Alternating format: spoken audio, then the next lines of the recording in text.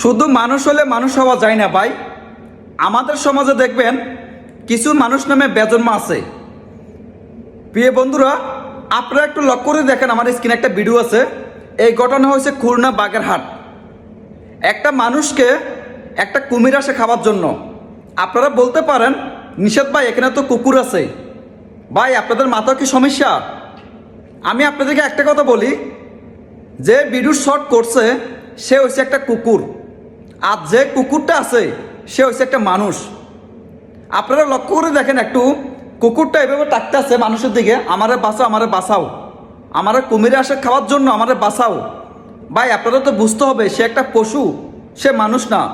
আজকে আমার মতো আপনার মতো যদি মানুষ হতো, সবাইকে ডাক দিত আমি পানিতে পড়ে গেছে আমাকে বাঁচাও। এখন সে তো একটা পশু।